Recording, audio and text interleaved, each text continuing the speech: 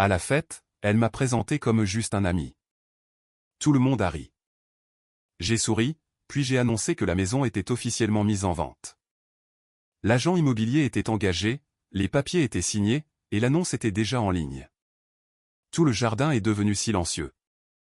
Et ce n'était que le début. Vous savez, ce moment où vous réalisez que votre mariage n'est pas seulement brisé, mais qu'il est une farce depuis des mois et que vous étiez le seul à ne pas rire. Le mien s'est produit lors d'un barbecue de quartier dans le jardin, avec 30 voisins qui regardaient.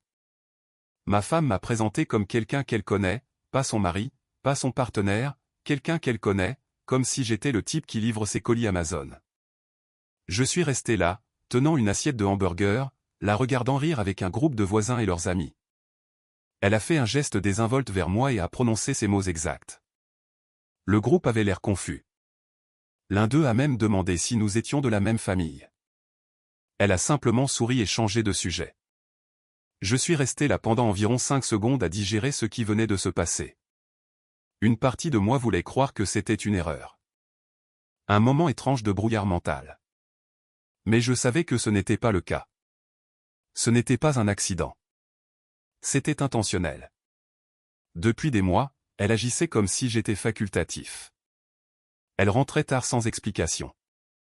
Elle sortait tous les week-ends avec des amis que je n'avais jamais rencontrés. Elle remettait en question chaque décision que je prenais comme si j'étais un colocataire incompétent plutôt que son mari. L'intimité avait disparu. Les conversations étaient devenues transactionnelles. Elle traitait notre mariage comme un arrangement de vie temporaire qu'elle tolérait jusqu'à ce que quelque chose de mieux se présente. Et maintenant, devant la moitié du quartier, elle me réduisait à quelqu'un qu'elle connaît. J'aurais pu rester silencieux, ravaler l'humiliation et gérer cela en privé plus tard. C'est probablement ce à quoi elle s'attendait, mais j'en avais assez d'être le type qui accepte le manque de respect. Silencieusement, je me suis approché, tenant toujours cette assiette, et j'ai souri. Pas un faux sourire, pas un sourire de colère, juste calme et posé. En fait, j'ai dit assez fort pour que le groupe entende, je suis le mari et je vends la maison. La cour est devenue complètement silencieuse. On pouvait entendre la playlist Spotify de quelqu'un continuer en fond sonore, mais plus personne ne parlait. Tout le monde nous regardait fixement. Elle a ri, un rire nerveux, forcé, essayant de faire passer ça pour une blague. De quoi parles-tu? Je vends la maison, ai-je répété, la regardant droit dans les yeux. J'ai déjà parlé à un agent immobilier. Elle devrait être mise en vente la semaine prochaine. Son visage est devenu pâle. L'un des voisins, un homme plus âgé qui vit à quelques maisons de là, nous regardait comme s'il assistait à un accident de voiture au ralenti. Tu ne peux pas simplement vendre la maison, dit-elle, la voix tendue. En fait, si, je peux.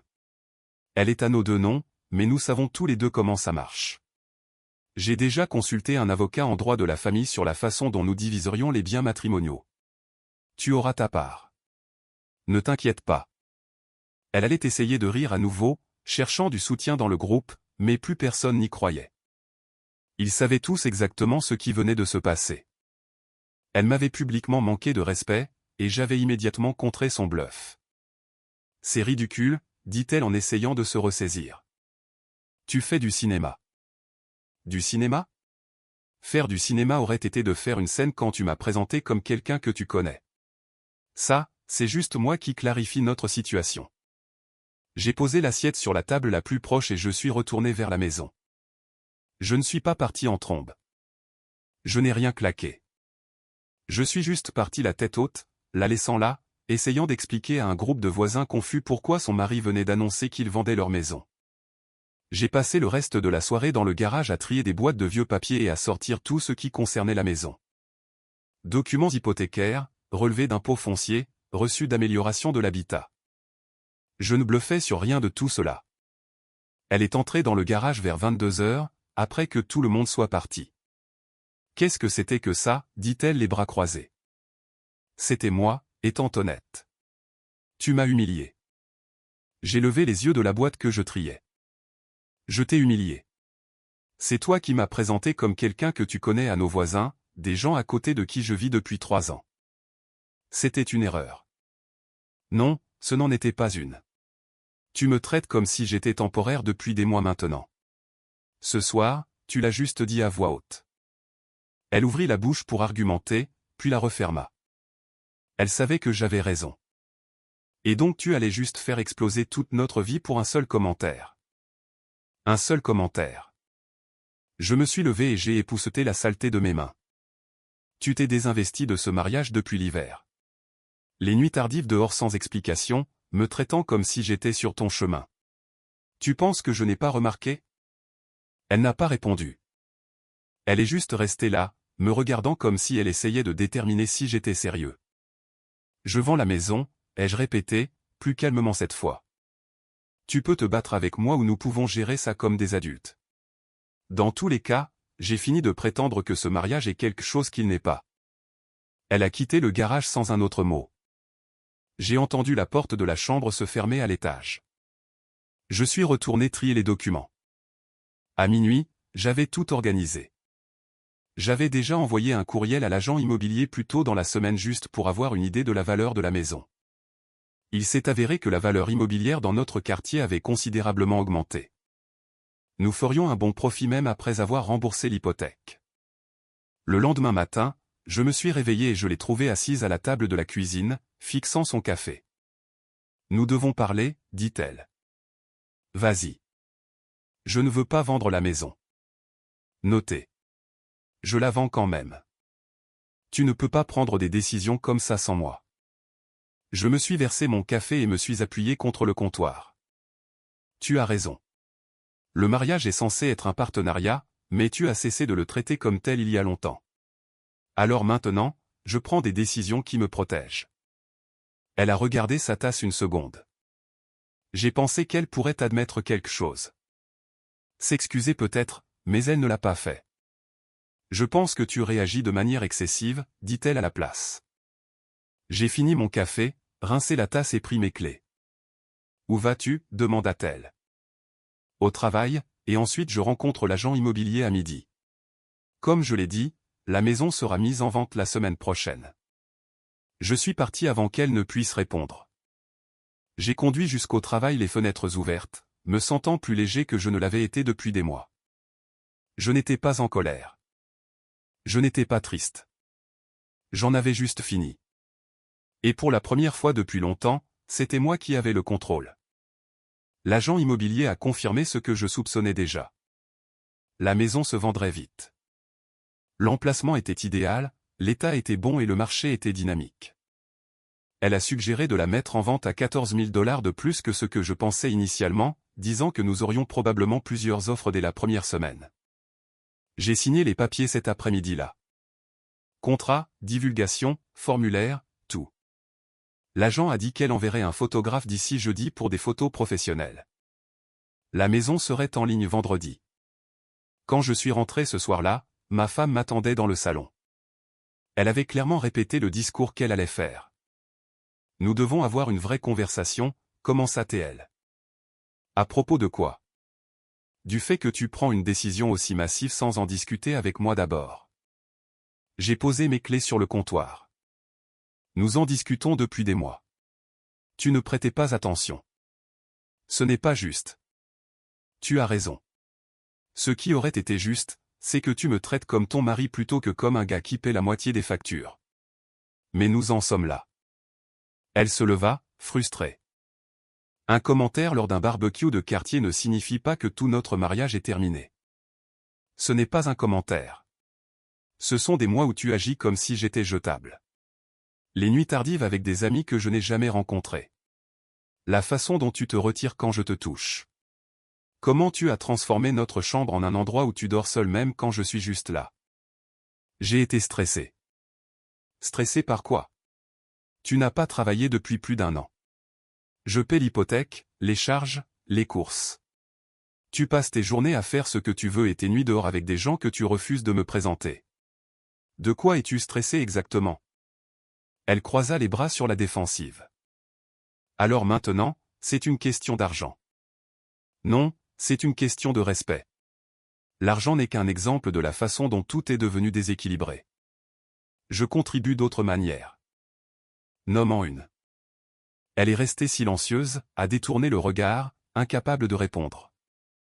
C'est ce que je pensais, ai-je dit. Tu as cessé de contribuer il y a des mois, émotionnellement, physiquement, pratiquement, et hier soir. Tu as clairement montré que tu ne me vois même plus comme ton mari. Alors oui, je vends la maison parce que rester ici à prétendre que tout va bien est inutile. Tu es froid. Je suis réaliste.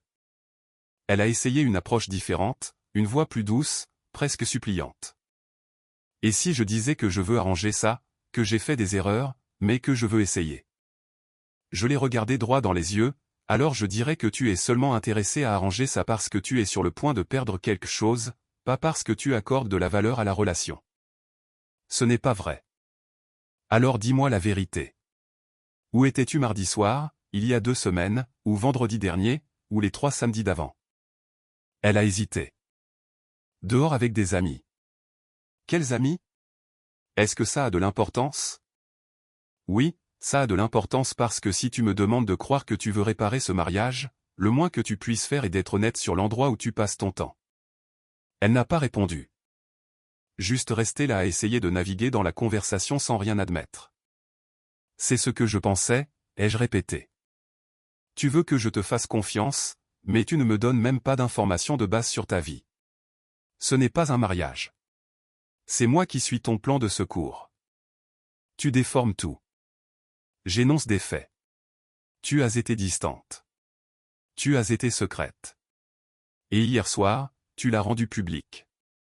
Alors maintenant, je réponds en conséquence. Elle a ensuite essayé la culpabilité.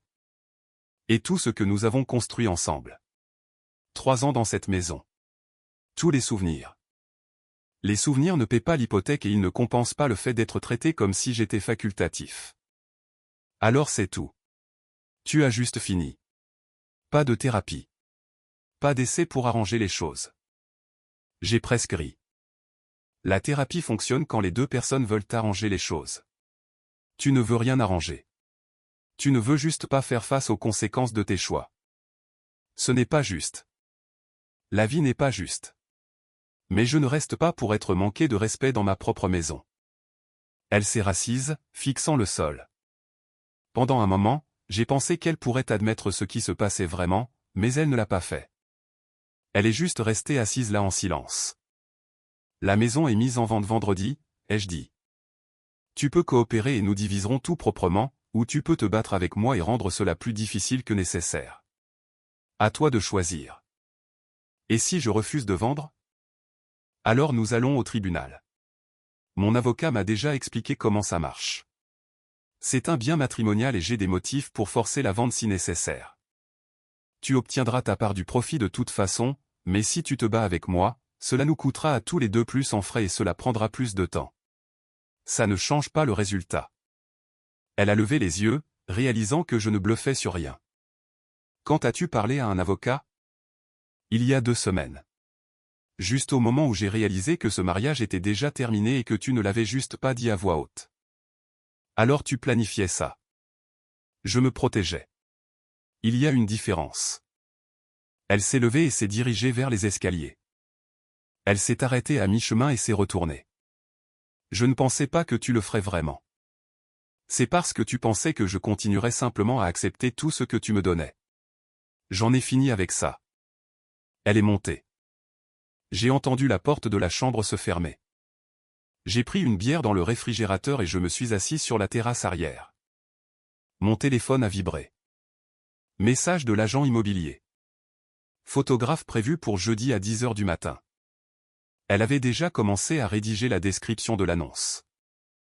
J'ai répondu pour confirmer. Puis j'ai appelé mon avocat et je l'ai mis au courant de la conversation. Il m'a dit de tout documenter, de garder des registres de son refus de révéler où elle avait été, de son manque de contribution financière, de tout. Il a dit que cela compterait si les choses se compliquaient lors de la division des biens. J'ai passé le reste de cette nuit à examiner les relevés bancaires et les factures de carte de crédit. J'ai marqué chaque charge de restaurant où je n'avais jamais été, chaque course en Uber dont je ne savais rien, chaque dépense inexpliquée. J'ai construit une chronologie des 6 derniers mois. C'était limpide. Elle menait une vie séparée pendant que je payais pour tout. Jeudi matin, elle a essayé une dernière fois. Nous pouvons au moins en parler avant l'arrivée du photographe. Il n'y a plus rien à dire. S'il te plaît. J'ai arrêté de ranger le désordre dans le salon et je l'ai regardé. Tu veux parler? D'accord. Dis-moi qui tu vois. Je ne vois personne. Alors dis-moi avec qui tu passes ton temps. Des noms, des détails. Prouve-moi que j'ai tort. Elle ne pouvait pas, ne voulait pas. Elle est juste restée là, l'air piégé. C'est ce que je pensais, ai-je dit pour la 3e fois. Le photographe arrive dans 1 heure. Assure-toi que tes affaires ne sont pas visibles. La maison avait l'air parfaite quand le photographe a terminé. Mise en scène, propre, prête à vendre. Elle est restée dans la chambre tout le temps. Porte fermée. Vendredi après-midi. L'annonce était en ligne. Photos professionnelles, description détaillée, prix pour vendre. L'agent a appelé à 18 h pour dire que nous avions déjà 3 visites prévues pour le week-end, et 2 offres entrantes sans visite. Ma femme est descendue ce soir-là et m'a vu regarder l'annonce sur mon ordinateur portable. « Est-ce que ça arrive vraiment ?» dit-elle doucement. « Oui, ça arrive. » Elle s'est assise en face de moi, regardant l'écran. Notre maison, l'endroit où nous avons vécu pendant 3 ans. Mis en vente avec un prix qui clôturera ce chapitre complètement. J'ai fait des erreurs, dit-elle. Tu en as fait, mais je ne pensais pas que tu partirais vraiment. J'ai fermé l'ordinateur et je l'ai regardé. C'est ça le problème. Tu pensais que je resterais quoi qu'il arrive, mais je ne le ferai pas. Je vaux plus que d'être quelqu'un que tu connais. Samedi matin, mon téléphone a sonné. Numéro inconnu. J'ai failli ne pas répondre, mais quelque chose m'a poussé à décrocher. C'était Kyle, de 3 maisons plus loin. Nous nous étions rencontrés au barbecue de quartier la semaine dernière. Je me souvenais de lui, un gars tranquille qui restait surtout dans son coin, travaillait à domicile, faisait quelque chose dans le conseil en logiciel, hochait toujours la tête pour dire bonjour quand nous nous croisions, mais nous n'avions jamais vraiment parlé plus que ça. Oui, je me souviens. Qu'y a-t-il? J'ai vu que votre maison était en vente hier. L'annonce est exacte. Vous vendez vraiment? Oui, je vends. Ça vous dérange si je passe? J'aimerais vous parler de quelque chose. 20 minutes plus tard, il était dans mon salon. Ma femme était partie pour la matinée, probablement pour éviter la réalité de ce qui se passait. Je ne vais pas perdre de temps. Je veux acheter votre maison. Je paierai le prix demandé plus 10 000 $. Offre en espèces. Aucune condition d'inspection. Nous pouvons conclure en 3 semaines. Je l'ai regardé fixement. Est-ce une offre sérieuse? Je suis sérieux. Je surveille cette rue depuis 2 ans. Votre terrain est le mieux placé. Propriété d'angle, jardin plus grand, meilleure exposition au soleil. J'attendais que quelque chose se libère. Pourquoi ne pas passer par le processus normal? Faire une offre par l'intermédiaire de mon agent? Parce que je veux conclure rapidement et que je ne veux pas avoir à faire face à d'autres acheteurs concurrents. De cette façon, nous sommes tous les deux gagnants. Vous obtenez un prix supérieur à celui demandé. J'obtiens la maison que je veux et nous évitons les maux de tête des visites et des négociations. Je me suis assis pour digérer cela. Vous comprenez que c'est en cours de divorce, n'est-ce pas? Ce n'est pas seulement moi qui vends. Ma femme en possède la moitié. Je suppose, d'après ce que j'ai vu la semaine dernière. Je suppose que c'est pour ça que vous vendez en premier lieu. Et ça ne vous inquiète pas. Il a secoué la tête. Votre situation personnelle est votre affaire. Je suis juste intéressé par la propriété. Mais je vais être honnête avec vous. Ce qui s'est passé au barbecue de quartier m'a impressionné. Impressionné? La plupart des gars seraient restés là et auraient pris ce manque de respect en silence. L'auraient géré en privé plus tard. L'auraient probablement laissé passer complètement. Vous ne l'avez pas fait. Vous l'avez dénoncé sur le champ. Ça demande du courage. Je ne savais pas quoi dire à cela. Je ne m'attendais pas à ce que la conversation prenne cette direction. Écoutez, a poursuivi Kyle. J'ai traversé un divorce. Je sais comment ça se passe. Quelqu'un cesse de vous respecter, cesse de vous voir comme un partenaire, et vous avez 2 choix. Vous pouvez rester et vous laisser dépérir, ou vous pouvez partir avec votre dignité intacte. Vous avez choisi la 2e option. Je respecte ça. Alors, vous voulez acheter ma maison parce que je me suis défendu à un barbecue de quartier. Je veux acheter la maison parce que c'est une bonne propriété et que je peux me le permettre. Mais oui, la façon dont vous avez géré ça m'a vraiment donné envie de vous aider à accélérer ce processus. Il m'a tendu un document imprimé, une lettre de preuve de fonds de sa banque. Il ne mentait pas sur sa capacité à payer en espèces. Le gars avait de l'argent sérieux et des actifs liquides. Je vais devoir en parler à mon avocat, ai-je dit, et évidemment ma femme doit être d'accord puisqu'elle possède la moitié. C'est juste, mais mon offre est valable 48 heures. Après ça, je regarderai d'autres propriétés dans le quartier. Nous nous sommes serrés la main et il est parti. J'ai immédiatement appelé mon avocat. C'est une excellente offre, a-t-il dit après que j'ai expliqué la situation. Cela réduit considérablement votre temps dans les limbes, mais vous avez besoin de l'accord de votre femme pour l'accepter. Et si elle refuse? Alors nous procédons avec le processus de vente régulier. Mais cette offre vous donne un avantage. Elle peut soit accepter une vente rapide et rentable, soit faire traîner les choses et potentiellement obtenir moins d'argent après des mois de visite et de négociations. Je l'ai remercié et j'ai raccroché. J'ai envoyé un message à ma femme pour qu'elle rentre à la maison, que nous devions parler.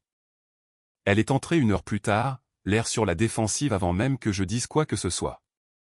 Quoi encore? Nous avons une offre sur la maison du voisin, à 3 portes d'ici, au-dessus du prix demandé. Tout en espèces, conclusion en 3 semaines. Son expression est passée de la défensive à la surprise. Déjà? Oui. Et c'est une offre solide. Mon avocat dit que nous devrions l'accepter. Combien au-dessus du prix demandé? 10 000 $ de plus. Aucune condition d'inspection. Cela signifie que nous gardons tout le profit et que nous concluons rapidement. Elle s'est assise lentement. Ça arrive vraiment. Je te l'ai dit. Maintenant tu as le choix. Nous acceptons cette offre. Nous divisons les profits équitablement et nous passons à autre chose. Ou tu refuses. Nous passons par des mois de visite et de négociations et nous finissons probablement avec moins d'argent après tout. Que veux-tu dire? Partager équitablement signifie 50-50e, n'est-ce pas? J'ai sorti un dossier que mon avocat avait préparé. Pas exactement. Voici une ventilation des contributions financières de la dernière année. Paiements hypothécaires, impôts fonciers, entretien, charges, tout payé par mois. Ensuite, il y a la compte, qui était à 60% mon argent, 40% le tien, plus les améliorations de la maison que j'ai payées entièrement. Elle a regardé les papiers, son visage devenant pâle. Mon avocat dit que dans un divorce, le tribunal prend en compte la contribution financière. Tu n'as pas travaillé ou contribué financièrement depuis plus d'1 an, cela affecte la division. Tu ne peux pas être sérieux. Je suis complètement sérieux. Tu auras ta part, mais elle sera basée sur la contribution réelle, pas seulement ton nom sur l'acte de propriété. C'est insensé. Tu essaies de profiter de la situation. Je suis la loi. Si tu penses que ce n'est pas juste, prends ton propre avocat et nous les laisserons régler ça. Mais ça prend du temps et ça coûte de l'argent. Cette offre expire dans 48 heures. J'ai jeté le dossier sur la table. Je dois y réfléchir. Tu as 2 jours. Après ça, l'offre de Kyle est retirée et nous revenons au processus de vente régulier, ce qui signifie plus de temps, plus d'avocats, plus d'argent dépensé. À toi de choisir. Elle a quitté la pièce. J'ai ramassé le dossier et je l'ai remis en ordre. Tout ce qu'il contenait était factuel. Relevé bancaire, registre de paiement, reçu. Mon avocat avait été méticuleux. Cette nuit-là, j'ai reçu un message de Kyle. Une décision pour l'instant? J'y travaille encore. Je devrais savoir d'ici lundi. D'accord, tiens-moi au courant. Dimanche a été tendu. Ma femme m'a évité la plupart de la journée. Je pouvais la voir sombrer, essayant de trouver un moyen de tirer plus de cette situation, mais les mathématiques ne jouaient pas en sa faveur, et elle le savait. Lundi matin, elle est descendue pendant que je faisais du café. J'accepte la vente, mais je veux du 50-50e. Pas question. La répartition est juste, basée sur la contribution. Alors je vais prendre un avocat. Vas-y. Mais l'offre de Kyle expire ce soir. Si tu veux faire traîner ça et dépenser des milliers en frais juridiques juste pour te retrouver avec moins d'argent à la fin, c'est ta décision. Elle m'a regardé fixement pendant un long moment, essayant de trouver un angle, essayant de voir si je bluffais. Je ne bluffe pas, ai-je dit, lisant dans ses pensées. Accepte l'offre ou non. De toute façon, cette maison va être vendue. Elle a pris son téléphone et a quitté la pièce. Je l'ai entendu passer des appels, probablement en essayant de trouver un avocat qui lui donnerait une consultation gratuite. Bonne chance avec ça. À 17 h cet après-midi-là, elle n'avait toujours pas accepté. J'ai envoyé un message à Kyle. Elle fait traîner les choses. Va probablement laisser votre offre expirer. Dommage. Je commencerai à chercher d'autres propriétés demain.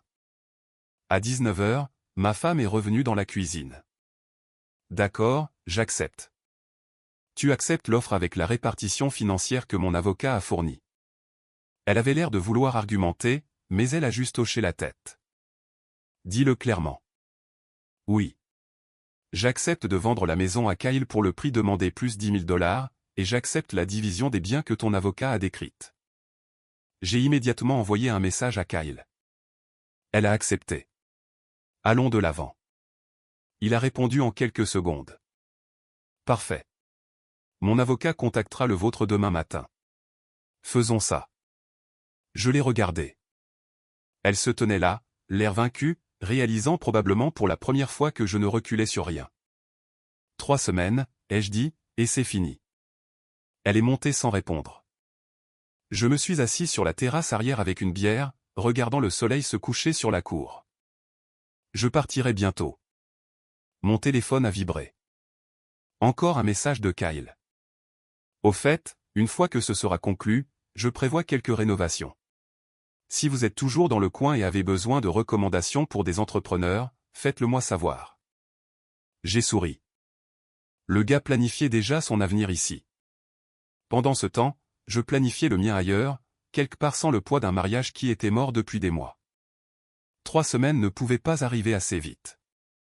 Avec la vente qui avançait, j'ai commencé à faire mes cartons, à trier les placards, les tiroirs. 3 ans de choses accumulées. C'est là que j'ai trouvé les reçus, cachés au fond du tiroir de son bureau, pliés dans un vieil agenda qu'elle pensait que je ne regarderais jamais. Des reçus de dîners de restaurants où nous n'avions jamais été ensemble. Des restaurants chics du centre-ville, datant des 6 derniers mois, toujours les soirs où elle disait être sortie avec des amis. Un reçu a attiré mon attention. Un dîner complet avec du vin. Total de plus de 200 $ payés avec sa carte de crédit. Celle liée à notre compte joint. Celle que je remboursais chaque mois.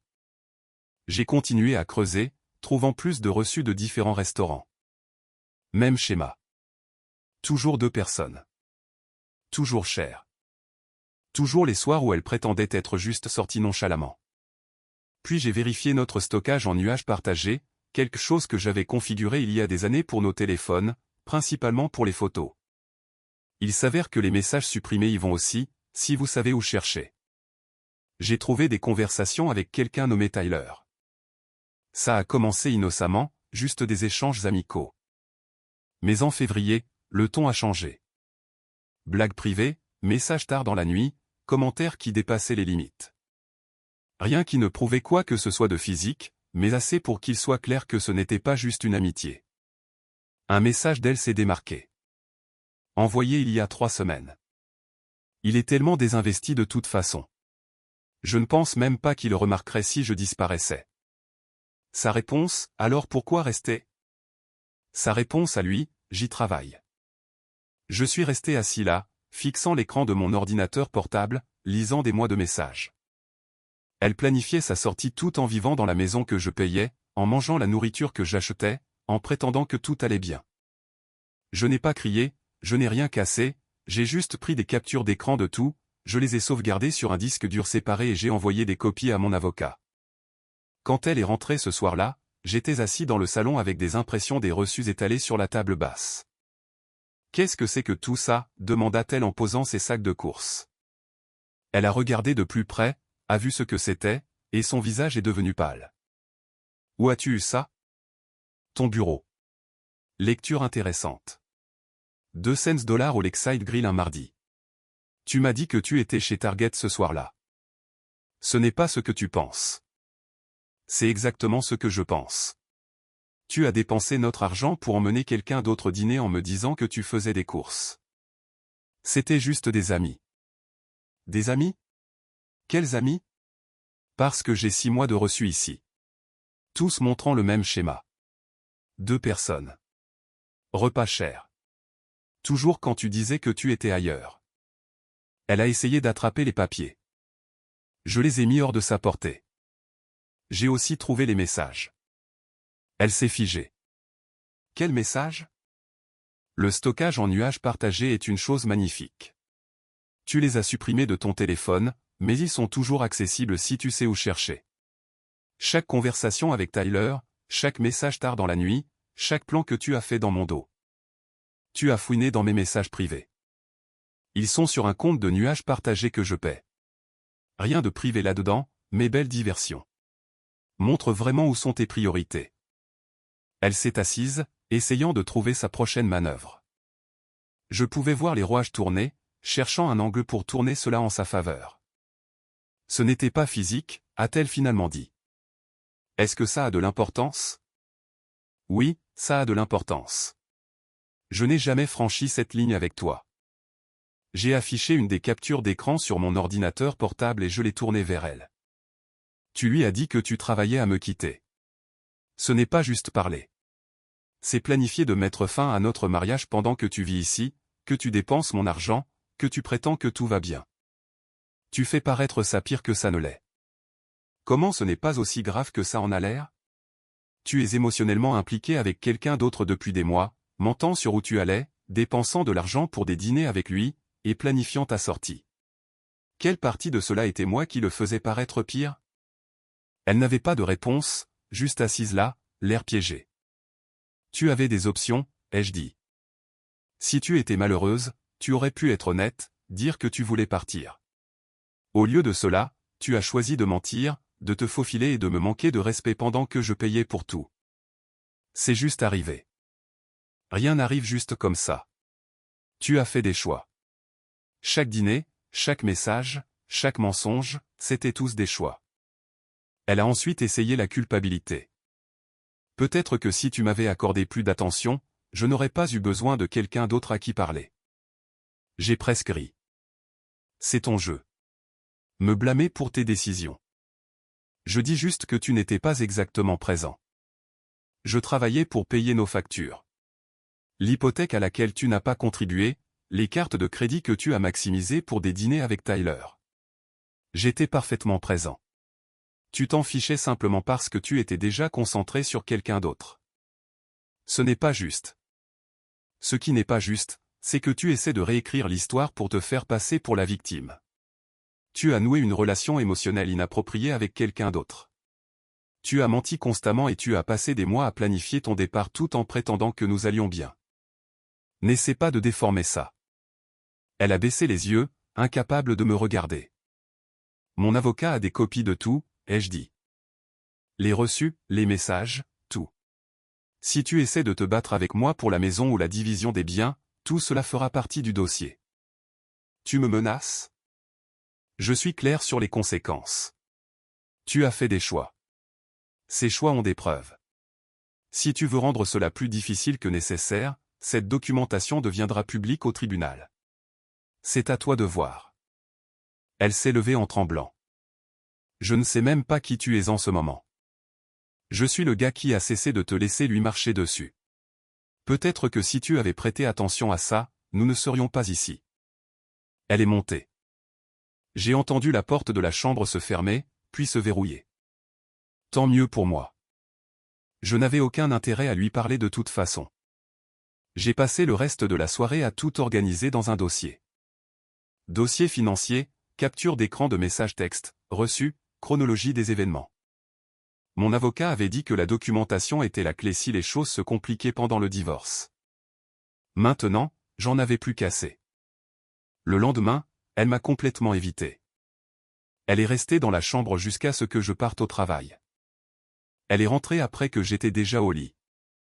Nous étions des colocataires à ce stade. Tôt ce matin-là, l'avocat de Kyle a contacté le mien. Le processus de vente s'est déroulé sans heurts. Inspection annulée. Recherche de titres clairs. Clôture prévue pour 3 semaines comme promis. Tout était sur la bonne voie. Ma femme est finalement descendue jeudi soir pendant que je triais d'autres boîtes dans le garage. Je veux expliquer, commença-t-elle. Il n'y a rien à expliquer. J'ai trouvé les preuves. Je sais ce qui s'est passé. Nous sommes au-delà du point des explications. Tyler n'est qu'un ami. Arrête de mentir. Tu lui as dit que tu travaillais à me quitter. Les amis ne disent pas ça. C'était compliqué.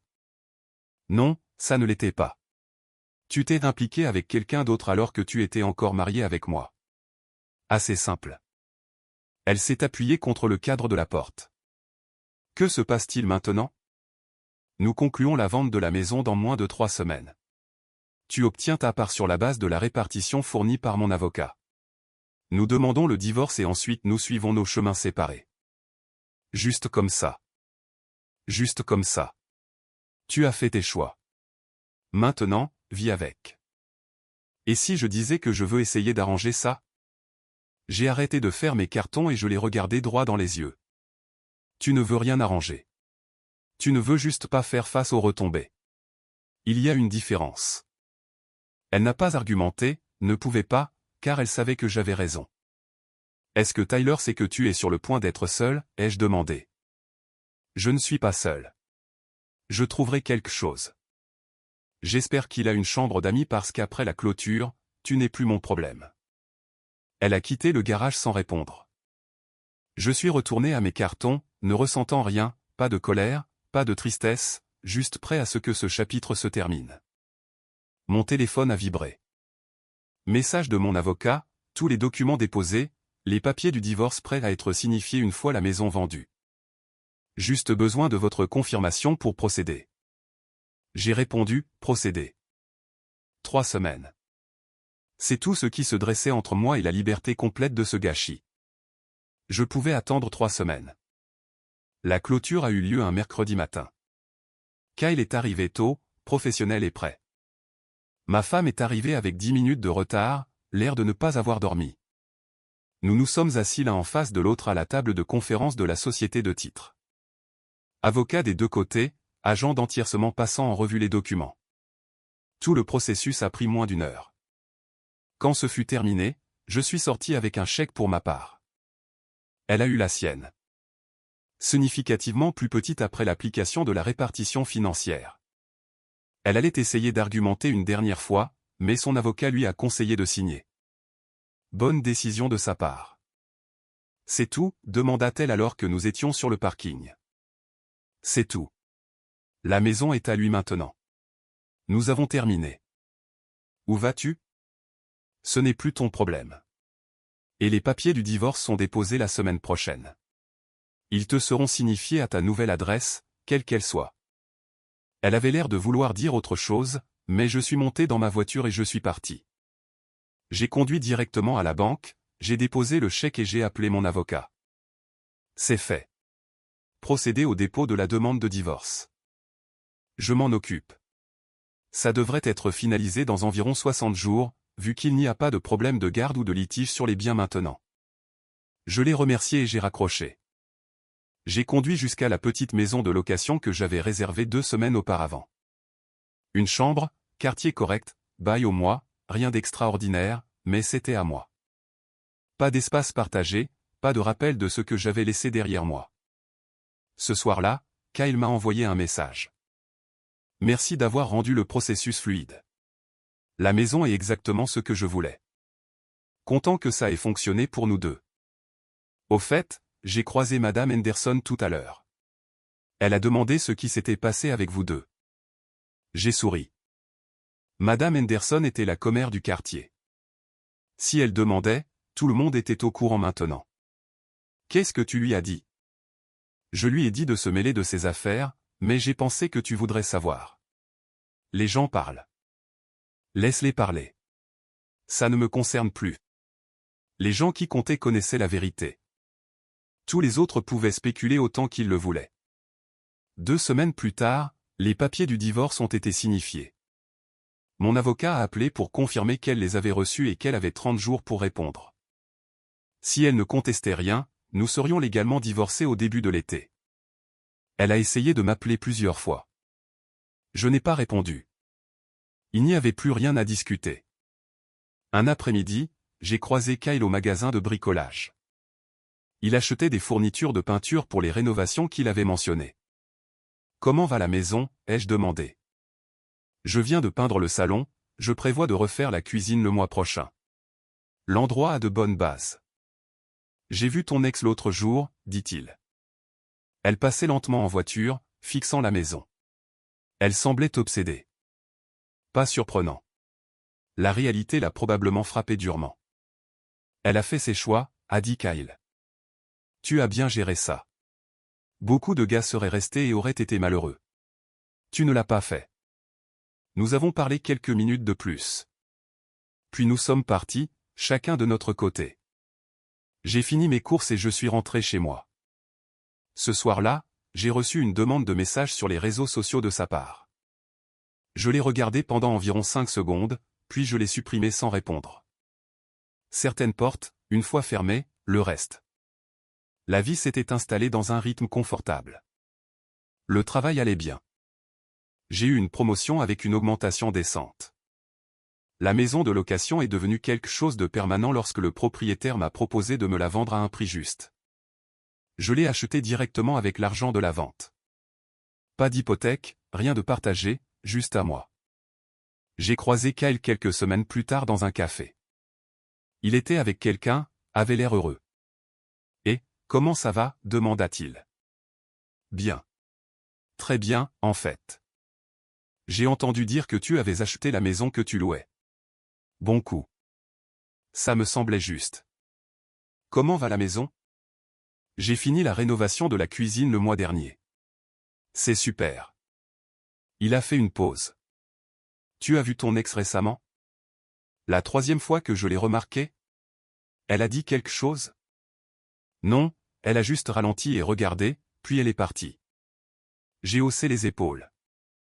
Ce n'est plus mon problème. Exactement, a dit Kyle. Tu es passé à autre chose. Elle est coincée à regarder en arrière. Nous avons parlé quelques minutes de plus avant de nous séparer. J'ai pris mon café et je suis rentré chez moi. Ce soir-là, j'ai vidé la dernière boîte dans le garage. Juste des trucs aléatoires que j'avais repoussés. J'ai trouvé notre album de mariage au fond. Je l'ai feuilleté une fois, n'ai rien ressenti, et je l'ai jeté dans la pile des dons. Mon téléphone a sonné, numéro inconnu, probablement encore elle depuis un autre téléphone. Je l'ai envoyé sur la messagerie vocale et j'ai continué à nettoyer. La notification de message est apparue 1 heure plus tard. Je l'ai écoutée. Je sais que tu ne veux pas parler, mais j'ai besoin que tu saches que je suis désolé. Tyler n'a pas fonctionné.